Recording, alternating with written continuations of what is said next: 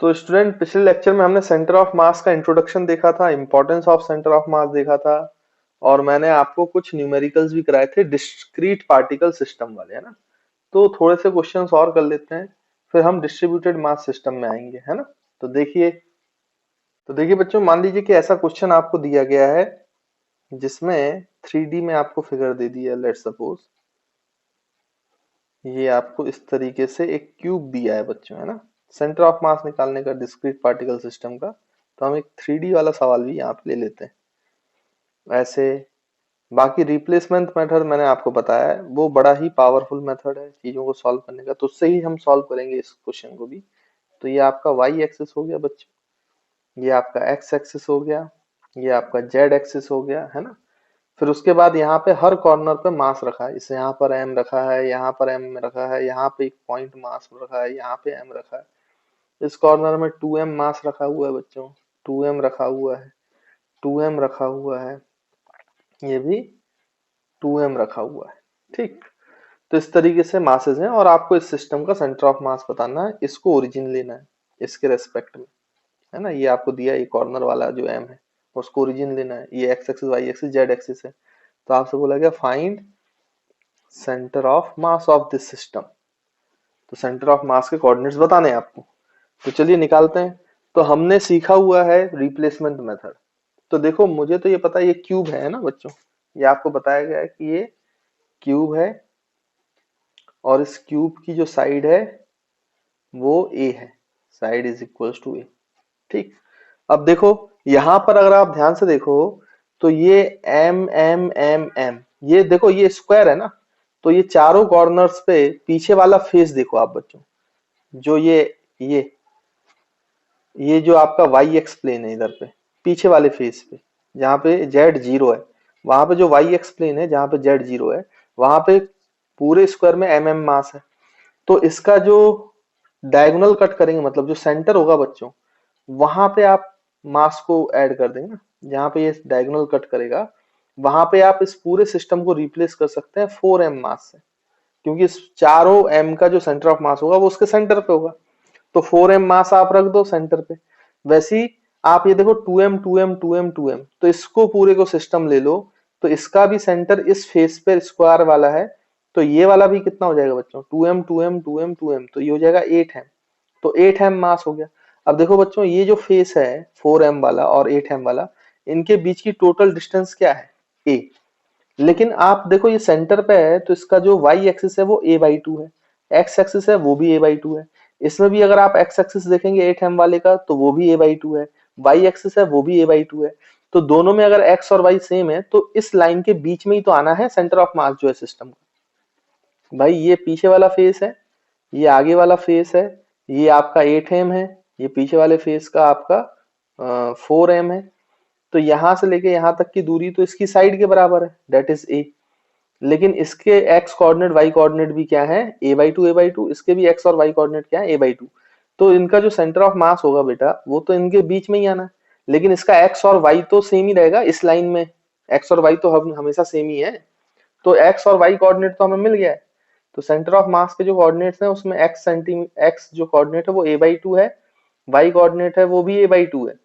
हमें z coordinate चाहिए, z centre of मास। अब ये जो है ये ओरिजिन वाले फेस में, मतलब यहाँ पे z जीरो है और यहाँ पे z इज इक्वल टू है, तो यहाँ से कितना आगे आएगा बच्चों, ये जेड सी एम है ना। ओरिजिन से जो है, जो कितना z आगे है, जो इस सिस्टम का सेंटर ऑफ मास है 8 और 4m का, वो जेड सी एम है। तो जेड सी एम कहाँ से नापा जा रहा है, अब देखो याद करो, टू पार्टिकल सिस्टम सिखाया मैंने, तो इससे आसानी से आप सॉल्व कर सकते हो। तो टू पार्टिकल सिस्टम से जेड सी एम लिखो, जिस मास से आप दूरी ले रहे हो उसका दूसरा मास लिखना है, मतलब 8m multiplied by total distance that is a divide by total मास, तो 12m, 8m प्लस 4m, तो 12m। तो ये और ये कैंसल, तो 4 से 2 टाइम्स, 4 से 3 टाइम्स, तो ये आएगा 2a/3। यानी आपके सेंटर ऑफ मास के कोऑर्डिनेट्स आ गए, x coordinate a/2, y coordinate a/2, z coordinate 2a/3। देखो इस तरीके से आसानी से आप चाहें तो आंसर निकाल सकते हैं, मेरे ख्याल से कोई दिक्कत नहीं होगी। तो ये रिप्लेसमेंट मेथड से कितना आसान होता है। अब आप कोऑर्डिनेट सिस्टम से जाते, तो आप हर मास का कोऑर्डिनेट लिखो। तो यहाँ पे टोटल 8 मास है, 8 कॉर्नर्स है ना, तो 8 8 कोऑर्डिनेट्स लिखते, फिर 8 times m1 x1 m2 x2 m3 x3 and dot dot dot m8 x8, फिर वैसी y भी फिर z भी। तो फिर बच्चों ये सवाल जो है करने में बहुत लेंथी हो जाता है, इसलिए मैंने आपको रिप्लेसमेंट मेथड सिखाया है कि रिप्लेसमेंट मेथड जो है वो बहुत आसानी से और बहुत जल्दी आपको आंसर प्रोवाइड करता है। चलिए एक और, जैसे मैं आपको यहाँ पे बोलूं तो 3D में क्वेश्चन करें अगर हम, तो इस तरीके से आपको मान लीजिए बच्चों क्वेश्चन दिया गया है। लेट्स सपोज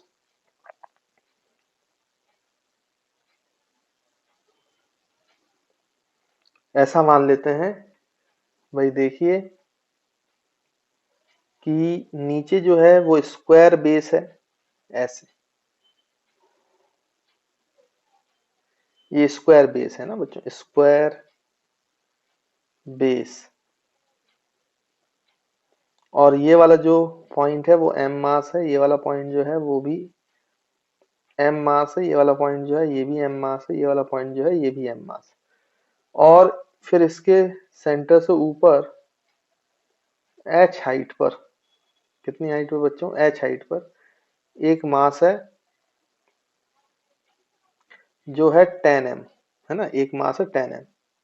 तो देखो अगर ये देखें तो इस तरीके से एक टेट्राहेड्रल बनेगा आपका, है ना बच्चों। तो ये सेंटर से कितनी हाइट ऊपर, h हाइट ऊपर आपका जो है ये मास जो है बच्चों 10m रखा हुआ है। तो इस सिस्टम का सेंटर ऑफ मास क्या होगा, ये निकालना है, ये फाइंड करना है आपको, है ना। तो सेंटर से कितने ऊपर सेंटर ऑफ मास होगा ये आप बताइए। तो कैसे निकालेंगे भाई, आपको पता है कि ये स्क्वायर बेस है, अगर इसकी साइड साइड आपको दी गई है ए है, तो वैसे साइड से कोई लेना देना भी नहीं है, क्योंकि ये डायगोनल जहां कट करेंगे, क्योंकि ये सब मास है, तो डायगोनल जहां कट करेंगे वहां पे इस पूरे सिस्टम का मास कंसंट्रेट कर दो 4m। अब ये 4m से ही तो आपको बताना है कि ऊपर कितने हाइट में 10m और 4m का क्या होगा बच्चों, सेंटर ऑफ मास। तो मान लीजिए कि बेस से किसी यहाँ पर आपका y हाइट में जो है सेंटर ऑफ मास है, y हाइट में जो इस सिस्टम का सेंटर ऑफ मास है, तो आप 4m से दूरी नाप रहे हो ना, तो हम डायरेक्टली टू पार्टिकल सिस्टम लगा लो। ये 4 जो चारों m है वो तो हमने पॉइंट मास मान लिया, अब ये टू पार्टिकल सिस्टम ही तो बन गया है, नीचे 4m और ऊपर 10m, और इन दोनों के बीच की जो दूरी है, हाइट है, वो h है, तो सेंटर ऑफ मास बीच में कहीं है, इसको हम बोल रहे हैं y, है ना। तो कितनी हाइट कितने ऊपर है तो y आप निकाल सकते हो, क्योंकि हम 4m से ले रहे हैं y, तो यहाँ पे दूसरा मास लिखेंगे 10m into total distance h divide by total मास, तो 14m, तो m और m कैंसिल, तो ये हो जाएगा 5h/7। तो देखो बच्चों ये आंसर आ गया। तो इतनी हाइट पर आपको इस पूरे सिस्टम का सेंटर ऑफ मास। तो देखो 3D डायग्राम आए, 2D डायग्राम आए, रेगुलर हेक्सागोन आए, स्क्वायर आए, ट्राइंगल आए, आपको कोई दिक्कत होनी नहीं चाहिए। इस तरीके से आप चाहें तो बहुत आसानी से इन सवालों को सॉल्व कर सकते हो बच्चों, है ना। तो आई होप आपको ये जो है क्लियर होगा। तो इसको लिख लीजिए। देखिए बच्चों अब ये क्वेश्चन आपसे पूछा जा रहा है, गिवन 4 kg मास, मतलब ये डायग्राम देख रहे हो 2 kg 4 kg दिया है, इनके बीच की दूरी हमें नहीं दी गई, और ये बोला गया कि ये 4 kg मास है, कुछ तो दूरी है इनके बीच में हमें नहीं पता, लेकिन 4 kg मास जो है वो टूवर्ड्स राइट 4 सेंटीमीटर खिसकता है। तो ये बोला इनके बीच में जो भी है सेंटर ऑफ मास, कहीं तो होगा सेंटर ऑफ मास, तो सेंटर ऑफ मास भी 1 मीटर राइट की तरफ खिसकता है। तो आपसे ये बोला गया कि by how much distance 2 kg mass will be shifted. अगर 4 kg 2 से 4 सेंटीमीटर खिसकता है, सेंटर ऑफ मास 1 सेंटीमीटर खिसकता है, तो 2 kg कहीं ना कहीं खिसका होगा और कुछ अमाउंट में खिसका होगा। तो कितना खिसका है 2 kg, ये आपको बताना है, कितना शिफ्ट हुआ है 2 kg में। अब इस सवालों को बच्चे बहुत लॉजिकली करते हैं, लंबा सा सॉल्यूशन भी करते हैं। मैं आपको बताता हूँ बच्चों की इसको लॉजिकली करने की जरूरत है ही नहीं, आप एक फॉर्मूले से करें। मैं आपको बहुत ही आसान तरीका और शॉर्ट तरीका बताता हूँ इन सवालों को सॉल्व करने का, है ना। तो देखिए कैसे सॉल्व करेंगे सॉल्यूशन। हमें वैसे बेसिकली अभी सेंटर ऑफ मास इसलिए नहीं पता कि कहाँ है, क्योंकि हमें ये दूरी नहीं दी गई, लेकिन फिर भी अगर मान लो कि इन दोनों के बीच की दूरी d है, तो आप सेंटर ऑफ मास तो d के रेस्पेक्ट में बता सकते हो ना, एक वेरिएबल मान लिया। तो सेंटर ऑफ मास कहाँ होगा भाई, तो सेंटर ऑफ मास अगर आप 2 kg से निकालोगे ये डिस्टेंस, है ना, तो ये डिस्टेंस अगर हम निकालें, तो लेट सपोज इस डिस्टेंस को r1 बोल दे, तो r1 की वैल्यू क्या है, दूसरा mass into total distance d upon बच्चों टोटल मास दैट इज 6, तो यह आ जाएगा 2d/3। यहाँ का ही सेंटर ऑफ मास है, तो 4 kg कितना खिसका बच्चों, 4 सेंटीमीटर। सेंटर ऑफ मास कितना खिसका 1 सेंटीमीटर, तो हमें बताना है कि इसमें कितना शिफ्टिंग होगा। तो आप टेंशन नहीं लेने की जरूरत है, आप और कुछ मत सोचो, आप इतना सोचो कि भाई एक्स सी एम, अगर मुझे एक्स सी एम निकालना होता है, ये एक्स एक्सिस मान लेते, तो एक्स सी एम का फॉर्मूला क्या होता है, M one X one plus M two X two divide by total mass M one plus M two. अब मैं आपसे बोल रहा हूं कि दोनों तरफ चेंज ले लो, taking change, change in length और change in displacement, taking change both sides. तो आप तो दोनों साइड चेंज ले लो, एक काम करो, टेकिंग चेंज बोथ साइड्स। तो देखो बच्चों, अगर आप चेंज लोगे दोनों साइड में कि कितनी पोजीशन में चेंज आया है, चेंज इन पोजीशन, तो x सेंटीमीटर मतलब सेंटर ऑफ मास की पोजीशन में तो चेंज आ रहा है भाई। x1 2 kg का और x2 4 kg का, इनमें भी चेंज आ रहा है, लेकिन मासेस थोड़ी ना चेंज होंगे, तो मास तो वही रहेंगे, और चेंज किन में आएगा, delta x1 plus m2, change किस में आएगा बच्चों, delta x2 divide by m1 plus m2। अब देखो ये फॉर्मूला है बच्चों, अगर और मासेस होते तो सोचो जनरल में m2 डेल्टा x3 होता, m3 डेल्टा x4 होता, लेकिन यहाँ दो मासेस हैं तो मैं ऐसे लिख रहा हूं। अब ये आप, मैं कहता हूं कि आप ये फॉर्मूला लगाओ, तो यही तो डिस्प्लेसमेंट है, चेंज इन पोजीशन क्या होगा बच्चों, डिस्प्लेसमेंट, चेंज इन पोजीशन जो है वही तो डिस्प्लेसमेंट होगा। तो इसमें आप फॉर्मूला लगा दीजिए। आपसे ये बोला ना कि भाई एक काम करो, m1 को ले लो 2 kg और m2 को ले लो 4 kg, और ये मान लो कि राइट साइड अगर शिफ्ट हो रहा है तो पॉजिटिव है, और लेफ्ट साइड अगर शिफ्ट होगा तो नेगेटिव आएगा, ठीक। अब आप इस फॉर्मूले में अप्लाई करो जो ये हमने फॉर्मूला लगाया। तो change in position of centre of मास, तो सेंटर ऑफ मास का डिस्प्लेसमेंट कितना है, डेल्टा एक्स आपको दिया हुआ है भाई, एक्स सी एम कितना दिया हुआ है, 1 सेंटीमीटर, है ना बच्चों, ये सेंटीमीटर्स, ये मीटर्स में, ये भी मीटर्स में दिया है बच्चों, 4 मीटर, दोनों मीटर में है ना, तो उसको घबराना नहीं है बिल्कुल भी। तो एक्ससीएम जो है वो कितना खिसका है राइट की तरफ, 1 मीटर, राइट की तरफ खिसका है तो उसको तो हमने पॉजिटिव माना है, तो पॉजिटिव 1 मीटर, और 4 kg को m2 माना है, तो delta x2 shifting in 4 kg मास कितना है बच्चों, 4 मीटर।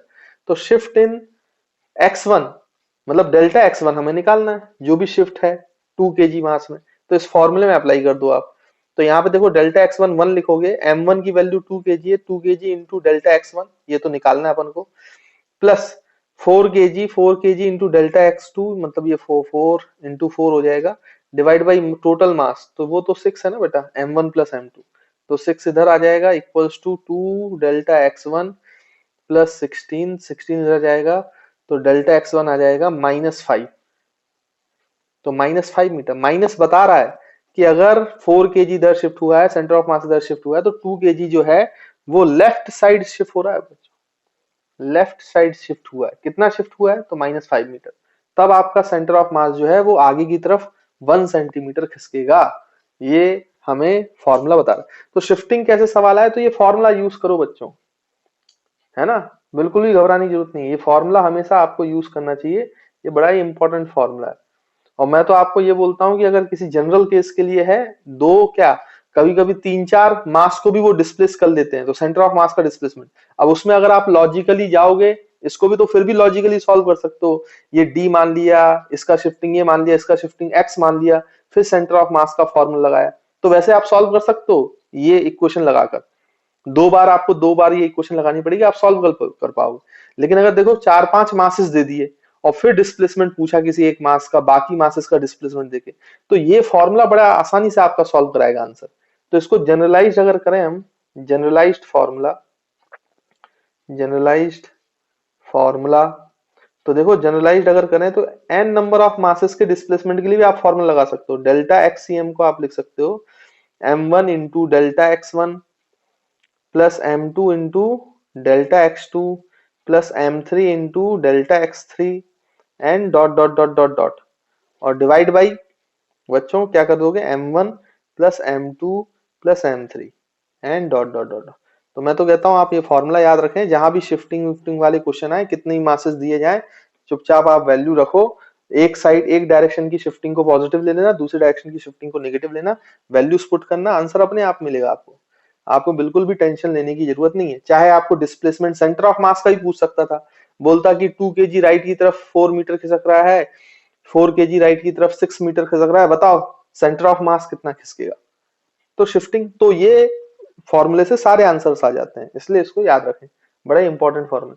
अच्छा, कभी कभी ऐसा भी होता है कि आपसे ये बोलेगा कि 4 केजी, 4 जो केजी मास है वो 4 मीटर खिसका, लेकिन सेंटर ऑफ मास नहीं खिसका, centre of mass is at rest.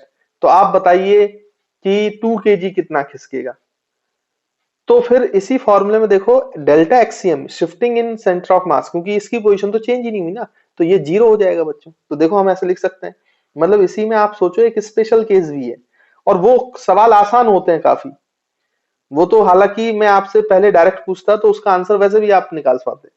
अभी तो स्पेशल केस के फॉर्म में मैं आपको बता देता हूं कि अगर x centimetre centre of mass does not change position, does not change its position, तो अगर वो अपनी पोजीशन चेंज ही ना करे, that is it is at rest. और अगर वो रेस्ट पे, इट इज एट रेस्ट।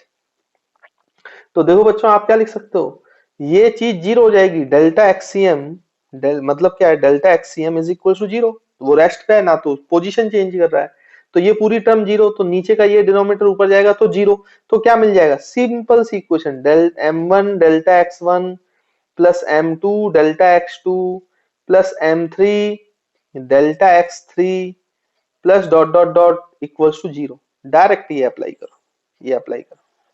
देखो बच्चों, मेरे ख्याल से समझ में आया होगा, इसमें कोई दिक्कत नहीं होगी। जैसे इसी केस में एक और सवाल आपसे पूछ लिया जाता क्वेश्चन कि भाई ये 2 केजी है, ये 4 केजी है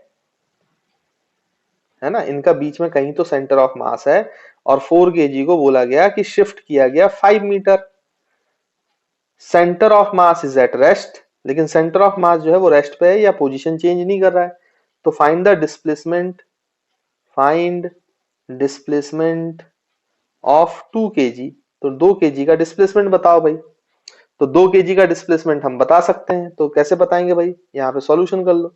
हमें पता है 2 मासेस हैं, तो m1 delta x1 m2 delta x2 equals to 0, क्योंकि भाई शिफ्टिंग तो हुई नहीं ना सेंटर ऑफ मास की, तो डायरेक्ट ये एप्लीकेशन लगाओ आप। तो m1 2 केजी को मान लो तो 2 इंटू डेल्टा x1 जो कि हमें निकालना है, प्लस 4 केजी को m2 माना, तो इसका जो डिस्प्लेसमेंट है राइट की तरफ है तो पॉजिटिव ले लिया, 4 इंटू 5 डिस्प्लेसमेंट इक्वल्स टू 0 कर दो, तो ये उधर जाएगा, तो डेल्टा x1 की वैल्यू आ जाएगी बच्चों कितना, 4 इंटू 5/2, बट नेगेटिव साइन के साथ। नेगेटिव क्या बता रहा है कि 2 केजी कहाँ खिसका होगा बच्चों, पीछे की तरफ। देखो ये कितना है, 2 से ये कैंसिल, तो -10 मीटर। ये देखो समझ में आता है अपन को। और मैं तो बोलता हूं अगर आपकी प्रैक्टिस होगी तो आपको पता है कि 4 केजी जब 5 मीटर आगे खिसकेगा तो 2 केजी तो पीछे ही खिसकना है, सेंटर ऑफ मास को रेस्ट पे रखने के लिए। भाई हमें पता चल रहा है कि 4 केजी अगर इधर खिसकेगा तो 2 केजी इधर नहीं खिसक सकता, नहीं तो सेंटर ऑफ मास भाई खिसक जाएगा। इस 2 केजी को इधर खिसकना पड़ेगा सेंटर ऑफ मास को वहीं रखने के लिए। तो अगर हमें पता है कि डेल्टा x2 नेगेटिव ही आना है, डेल्टा x1 नेगेटिव ही आना है, तो आप तो डायरेक्ट ऐसे भी लिख सकते हो, m1 delta x1 equals to m2 delta x2। अब आपको पता है कि वो पीछे ही खिसकना है तो पॉजिटिव हो गया, भाई नेगेटिव ले लेते उस साइड जाएगा तो पॉजिटिव हो जाएगा ना, तो डायरेक्ट आप m1 x1 m2 x2 लगा सकते हो। तो यहाँ पे आपको चिंता ही नहीं करना, डेल्टा x1 निकालना है आपको, डायरेक्ट फॉर्मूला पता है m2 delta x2 by m1, तो आप फॉर्मूला लगाते डायरेक्ट, तो m1 जो है, m2 जो है वो 4 है, इंटू डेल्टा x2 5 है, अपॉन 2 करते तो डायरेक्ट आंसर 10 मीटर। लेकिन अभी ये पॉजिटिव आ रहा है तो इसका मतलब आपको पता है कि ये किधर जा रहा है बच्चों, लेफ्ट साइड। तो कई बार हमें बस जब आप सवाल करते रहे तो आपको पता होता है, तो ओरली भी बता देते हैं इसका आंसर। अगर 4 केजी 5 मीटर खिसकेगा तो 4 इंटू 5/2, डायरेक्ट ओरली आंसर कि 2 केजी पीछे 10 मीटर खिसकेगा।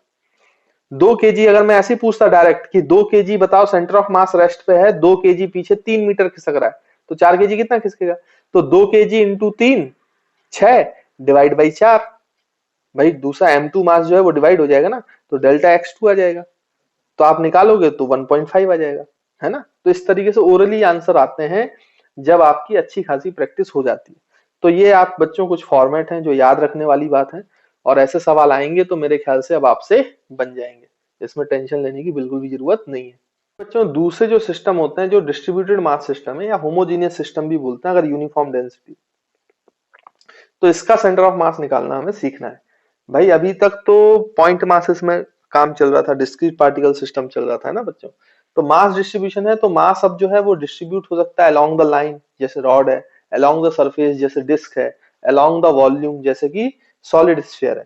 तो ऐसे मास जो है वो लेंथ में, एरिया में, वॉल्यूम में डिस्ट्रीब्यूट हो सकता है, उसमें कोई शक वाली बात नहीं है। तो उसका सेंटर ऑफ मास कैसे निकालेंगे, डिस्ट्रीब्यूटेड सिस्टम का कैसे निकालेंगे? तो उसका सेंटर ऑफ मास निकालने से पहले बच्चों आपको कुछ चीजें, कुछ टर्मिनोलॉजीज जो हैं वो आपको सीखनी चाहिए। इसको बोलते हैं मास डिस्ट्रीब्यूशन या मास डेंसिटीज, जो भी आप कहना चाहें। तो पहले तो हम पढ़ेंगे मास डेंसिटीज, मास डेंसिटी या फिर मास डिस्ट्रीब्यूशन, जो भी आप कहना चाहो, मास डिस्ट्रीब्यूशन।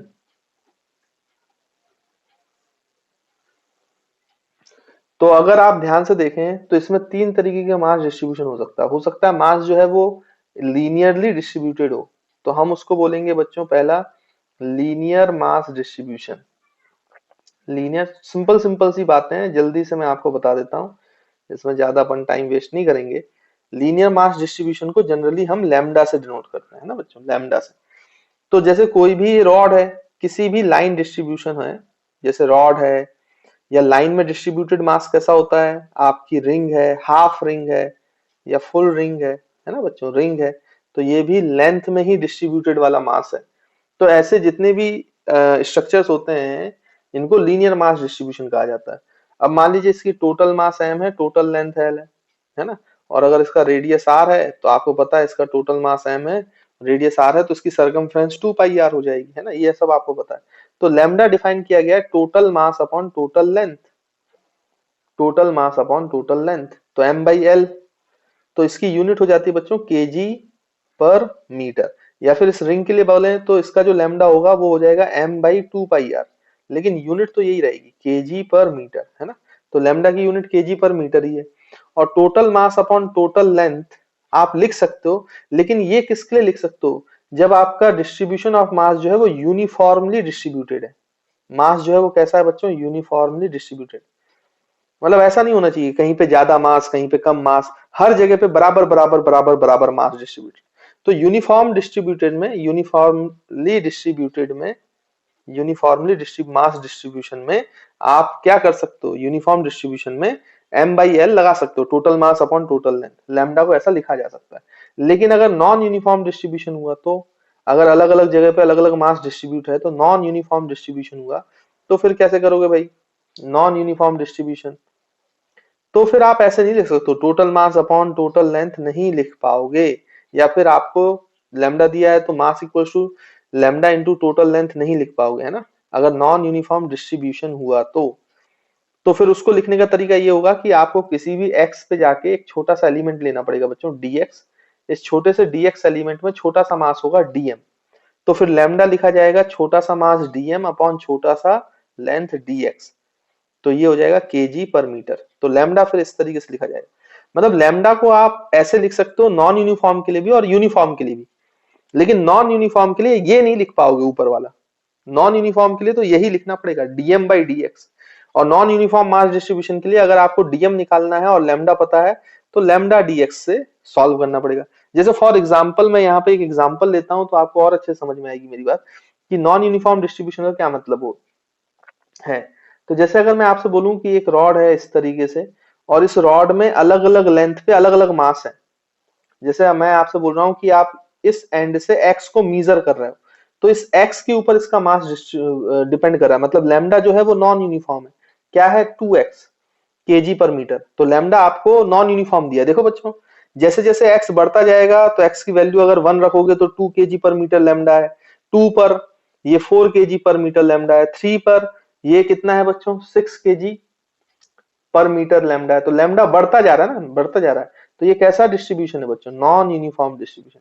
अब आपसे बोला गया कि इसका टोटल मास निकालो, कि इस रॉड का टोटल मास क्या है, अगर इसकी लेंथ जो है वो 4 मीटर है, 4 मीटर की लेंथ के लिए इसका जो है कितना वो होगा, मास होगा, ये आपको बताना है। तो कैसे बताएंगे आप, फिर आप ऐसा थोड़ा ना कर सकते हो कि लैम्डा इंटू 4, क्योंकि लैम्डा में 2x लिखोगे ना, तो वेरिएबल है ना x, तो आपको ये पता ही नहीं है कि x की क्या वैल्यू रखनी है भाई, 1 रखनी, 2 रखनी, 3 रखनी, 4 रखनी, क्योंकि हर जगह पे तो चेंज हो जाता है लैम्डा। मास डिस्ट्रीब्यूशन तो हर जगह पे चेंज हो जाता है।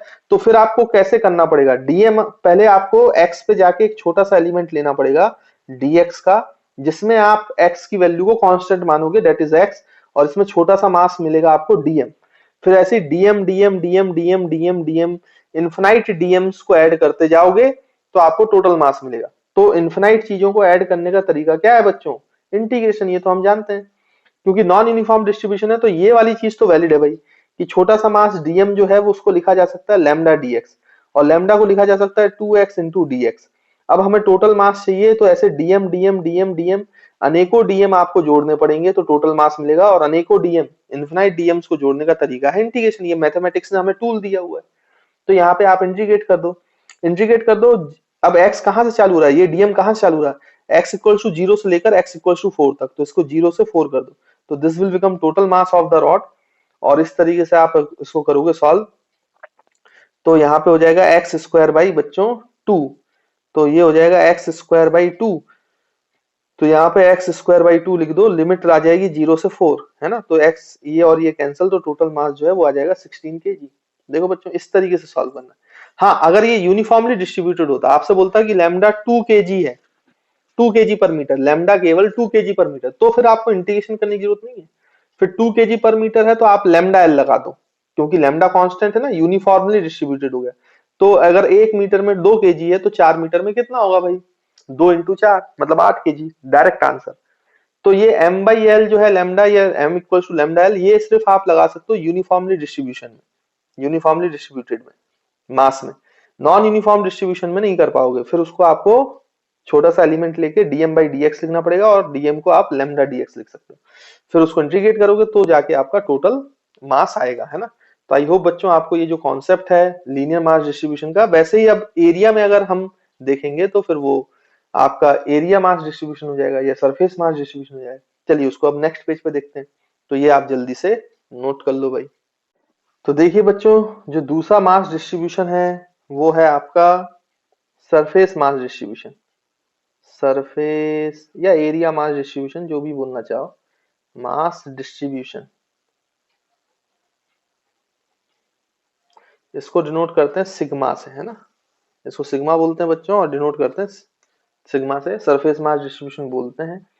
अब सरफेस मतलब एरिया में फैला हुआ हो, तो कैसा होगा आपका मास डिस्ट्रीब्यूशन, जैसे बच्चों यहाँ पे एक स्क्वायर प्लेट ले ली, रेक्टेंगुलर प्लेट ले ली, जो लेना हो, तो ये देखो इसमें मास जो है वो एरिया में डिस्ट्रीब्यूटेड है, तो इसके लिए सिग्मा डिफाइन किया जाएगा। तो इसका टोटल एरिया ए है और टोटल मास एम है, तो आप सिग्मा डिफाइन कर सकते हो सरफेस मास डिस्ट्रीब्यूशन को टोटल मास अपॉन एरिया, तो इसकी यूनिट हो जाएगी केजी पर मीटर स्क्वायर।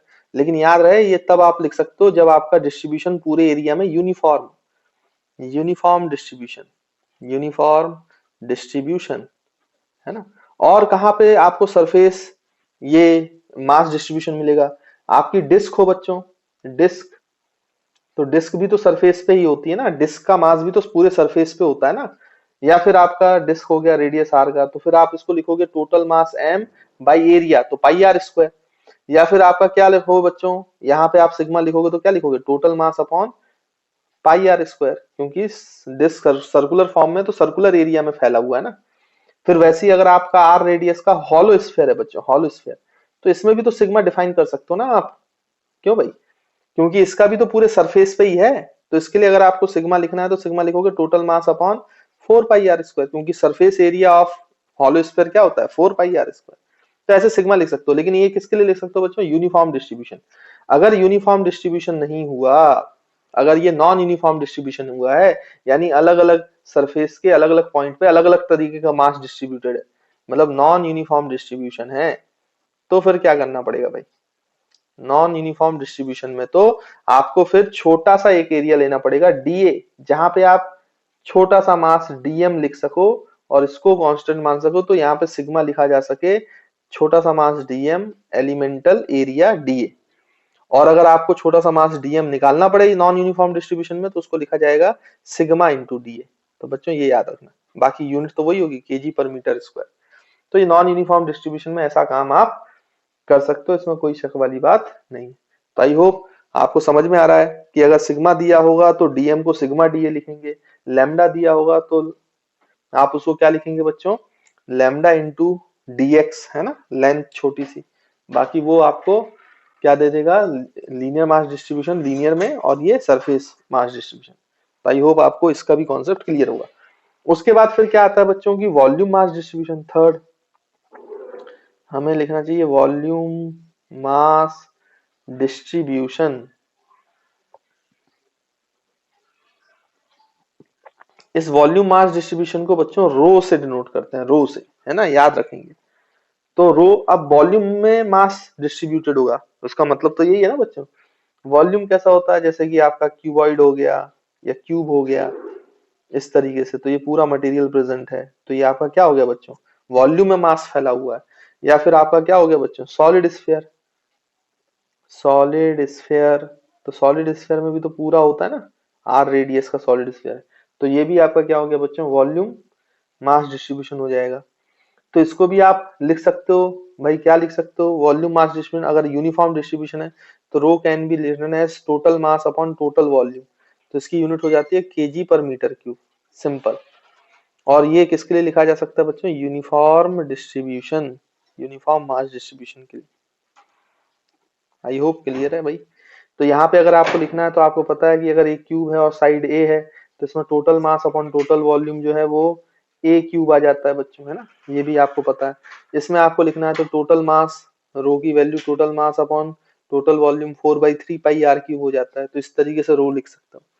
लेकिन अगर नॉन यूनिफॉर्म डिस्ट्रीब्यूशन है, वॉल्यूम के हर पॉइंट पे अलग अलग तरीके का मास डिस्ट्रीब्यूटेड है, नॉन यूनिफॉर्म डिस्ट्रीब्यूशन है, तो फिर क्या किया जाएगा, फिर भाई छोटा सा वॉल्यूम लिया जाएगा डीवी, और उसमें छोटा सा मास लिखा जाएगा डीएम।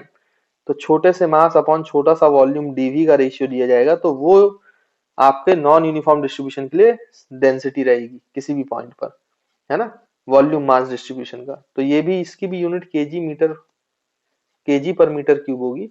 और अगर आपको यहाँ से छोटा सा मास डीएम लिखना है वॉल्यूम वाले में, तो इसको लिखा जाएगा रो डीवी, रो डीवी, है ना बच्चों। फिर बाद में इंटीग्रेशन तो करना ही पड़ेगा अगर आपको टोटल मास चाहिए, है ना, जैसे मैंने आपको बोला हुआ है।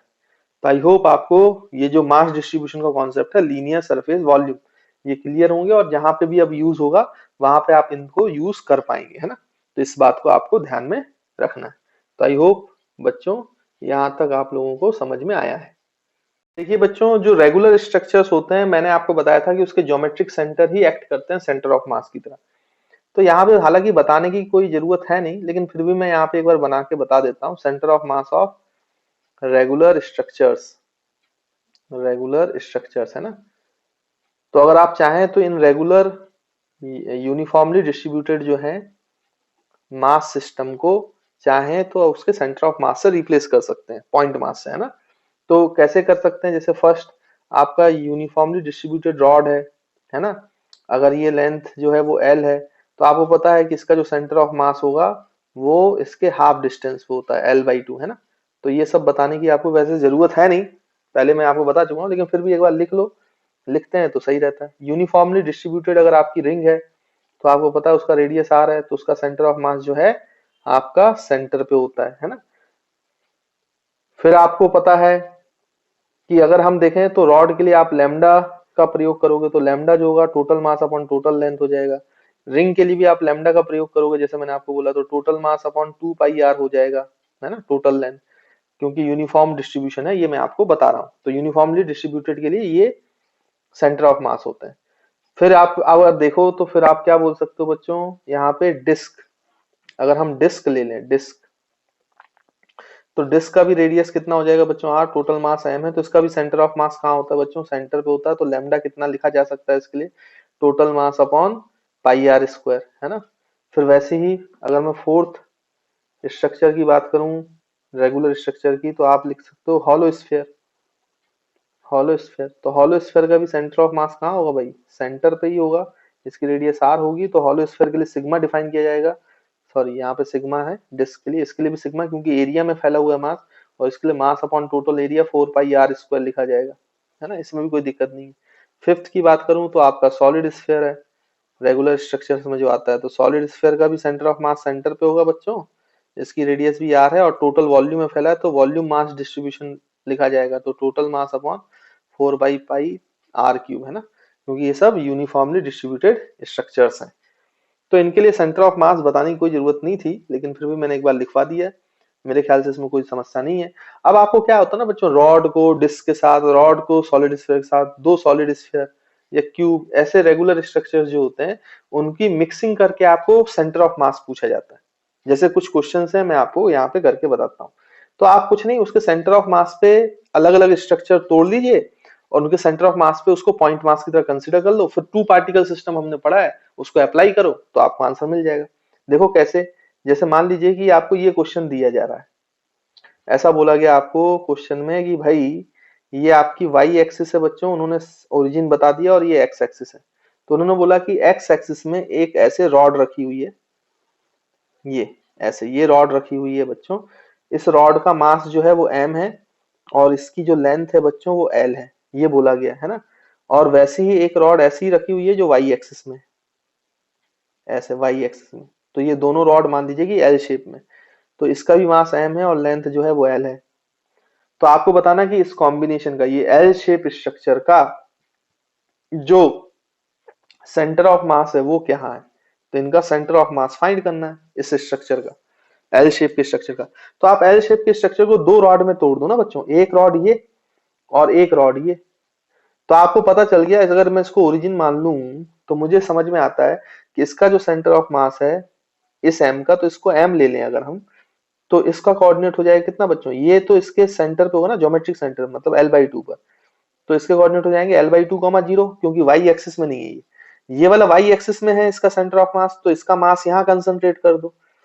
तो फिर ये इसका क्या हो जाएगा बच्चों, इसका 0, l/2 हो जाएगा। इसमें y एक्सिस में l/2 है जबकि x एक्सिस नहीं होगा क्योंकि ये y एक्सिस में।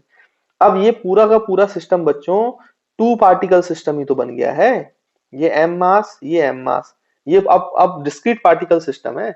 अब तो आप लिख सकते हो ना भाई, इसके कोऑर्डिनेट्स आपको पता है 0, l/2, इसके कोऑर्डिनेट्स पता है l/2, 0। तो आप लगा दो एक्ससीएम वाईसीएम, आप दोनों निकाल सकते हो, कोई दिक्कत वाली बात नहीं है। तो हम यहाँ पे अगर सॉल्यूशन में इसका एक्ससीएम निकालें तो एक्ससीएम कैसे लिखेंगे बच्चों, m1 x1, तो m1 m मान लो नीचे वाला, ये आपका m1 हो गया और ये आपका m2 हो गया, दोनों का मास सेम है हालांकि। तो m1 m हो गया और इसका x कोऑर्डिनेट हो गया l/2। फिर m2 भी m है बट उसका x कोऑर्डिनेट 0 है और टोटल मास 2m हो गया। तो ये आप ध्यान से देखो तो एक्ससीएम की वैल्यू कितनी आ जाएगी भाई, ml/2m, ml/2m, तो m और m कैंसिल, तो ये आ जाएगा l/4। वैसे ही आप क्या निकाल सकते हो, YCM, तो YCM भी आप निकालोगे तो भाई वो भी ऐसे ही आएगा, m इंटू 0 होगा इसमें y कोऑर्डिनेट, फिर m इंटू l/2 होगा डिवाइड बाई 2m होगा, तो वो भी l/4 आएगा। यानी जो आपका सेंटर ऑफ मास है वो यहाँ कहीं बीच में है जिसके कोऑर्डिनेट l/4 है, l/4 है। आई होप बच्चों आपको क्लियर होगा। तो इस तरीके से आप जो रेगुलर स्ट्रक्चर्स हैं, यूनिफॉर्मली डिस्ट्रीब्यूटेड सिस्टम है, उसमें ऐसे कंबाइन कर करके आपको सवाल देते हैं। तो आपको पता है उनके ज्योमेट्रिक सेंटर पे सेंटर ऑफ मास है, तो हर स्ट्रक्चर को तोड़ लो, उसमें उसके सेंटर ऑफ मास को प्लेस कर दो और फिर डिस्क्रीट सिस्टम वाला आप फॉर्मूले लगाते जाओ जो हमने पढ़े हुए हैं, कोई दिक्कत नहीं है। तो इस डिस्ट्रीब्यूटेड को डिस्क्रीट सिस्टम में कन्वर्ट कर लो रिप्लेसमेंट मेथड से और उसके बाद फिर उसको सॉल्व कर लो। इसलिए मैंने आपको रिप्लेसमेंट मेथड बताया क्योंकि ये बड़ी कारगर मेथड है ना, नहीं तो फिर ये डिस्ट्रीब्यूटेड मास सिस्टम के आप क्वेश्चन सॉल्व नहीं कर पाएंगे। चलिए, तो मेरे ख्याल से ये क्लियर है बच्चों, आपको समझ में आया है। तो हम नेक्स्ट पेज पे आते हैं। अब देखिए बच्चों, और कैसे इसमें क्वेश्चन पूछा जाता है रेगुलर शेप्स में। जैसे मान लो ये आपको एक क्वेश्चन दिया गया इस तरीके से कि एक ऐसी रॉड है ना बच्चों, और इस रॉड से जो है ऐसा एक सॉलिड स्फीयर लगा दिया गया। तो ये सॉलिड स्फीयर है, ये आपकी रॉड है, इस रॉड का मास m है, l है, इस सॉलिड स्फीयर का सेंटर है, इसका मास भी m है और जो रेडियस है बच्चों वो r है, ये बताया गया है आपको। और आपको बताना है कि इस सिस्टम का सेंटर ऑफ मास कहाँ पे होगा। तो कैसे निकालेंगे भाई, अब फिर से वही टेक्निक हम अप्लाई करेंगे स्टूडेंट्स। आपको पता है कि अगर इस रॉड को अलग से देखें, रॉड को अलग देखो, सॉलिड स्फीयर को अलग देखो, तो रॉड को अलग से देखें तो इसका जो मास है बच्चों, ये m इसके सेंटर ऑफ मास पे कंसंट्रेट हो जाएगा। और ये कितनी दूरी हो जाएगी, अगर इसकी लेंथ है तो ये हो जाएगी l/2। और वैसे ही इस सॉलिड स्फीयर का मास आप यहाँ कंसंट्रेट कर दो, तो ये इसका सेंटर ऑफ मास हो गया, यहाँ पे कंसंट्रेट कर दें, और ये दूरी कितनी हो जाएगी, तो बच्चों ये हो जाएगी इसकी रेडियस r, है ना। तो इस तरीके से आप लिख सकते हो। यानी कि आप इसको इक्विवेलेंटली ऐसे तोड़ सकते हो कि भाई आप दो पार्टिकल सिस्टम है आपका, मास और ये मास m, और इन दोनों के बीच की दूरी जो है वो है r प्लस l/2। अब इस सॉलिड स्फीयर को इससे रिप्लेस कर दिया, इस रॉड को इससे रिप्लेस कर दिया, अब इस सिस्टम का ये इसके इक्विवेलेंट सिस्टम बन गया। अब ये तो पॉइंट मास है भाई, दोनों का मास भी सेम है, तो इसके बीचों बीच क्या होगा, सेंटर ऑफ मास। तो इसके सेंटर से बच्चों ये दूरी कितनी हो जाएगी सेंटर ऑफ मास की, तो एक्ससीएम आप लिख सकते हो यहाँ से कितना, ये इसका हाफ, इसका हाफ, तो ये हो जाएगा r प्लस l/2 का हाफ, है ना। बाकी आप सॉल्व कर लोगे तो आपको आंसर मिल जाएगा भाई। इसको ऐसे लिख सकते हो, 2 को एलसीएम ले लो तो ये 2r प्लस l/4। तो this is the answer to this problem. तो आई होप आप समझ पा रहे होंगे कि ऐसे रेगुलर शेप आएंगे तो उनको इस तरीके से आप सॉल्व करके आंसर बहुत आसानी से लिख सकते हैं।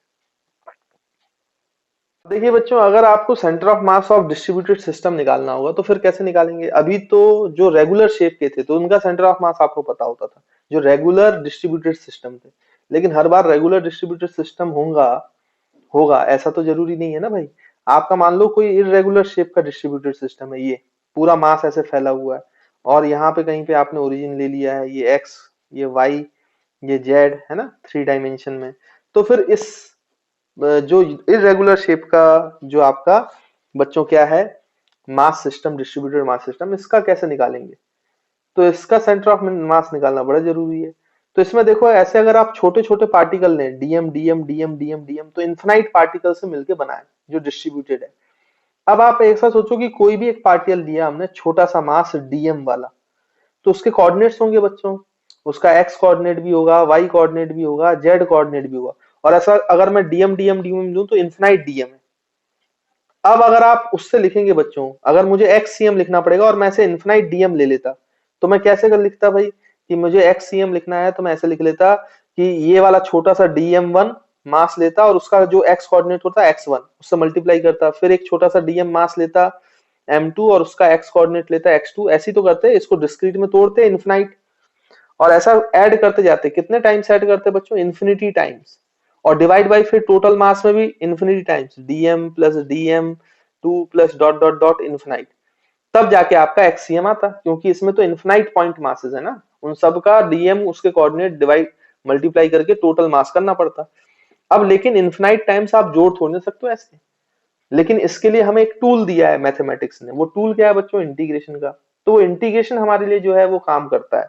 तो हम एक्ससीएम डायरेक्टली ऐसे लिख सकते हैं कि इसको आप लिख सकते हो इंटीग्रल डीएम का, जो डीएम का कोई भी एक छोटा सा डीएम मास लिया, उसके कोऑर्डिनेट्स पता है, तो उसका एक्स कोऑर्डिनेट इंटू डीएम, तो ये डीएम इंटू एक्स हो जाएगा बच्चों, और divide by total mass DM DM DM करोगे तो इंटीग्रल डीएम, या इसको ऐसे भी लिखा जाता है किताबों में x DM by integral DM, है ना।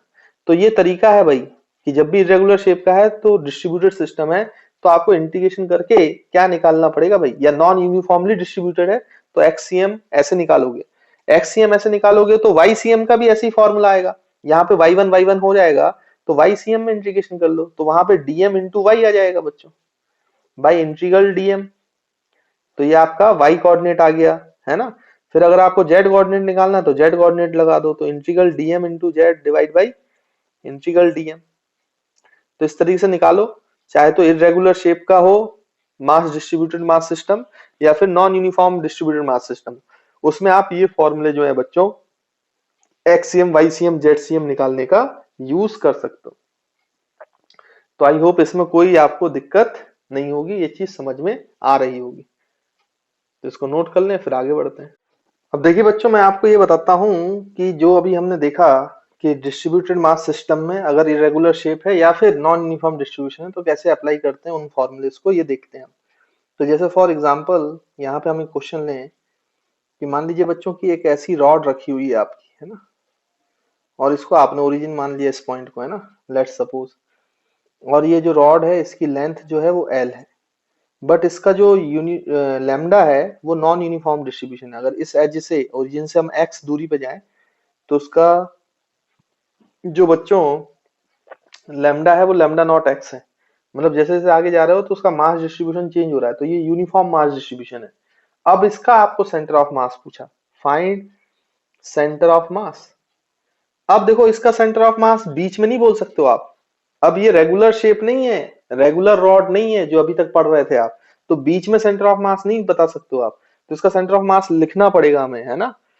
तो फिर आपको कोई एक पार्टिकल लेना पड़ेगा छोटा सा डीएम मास का, और उसका एक्स कोऑर्डिनेट लिखना पड़ेगा। ये बात तो तय है कि इसका जो सेंटर ऑफ मास है वो मिड पॉइंट पे तो नहीं है, लेकिन ये इस एक्स एक्सिस के अलोंग ही रहेगा।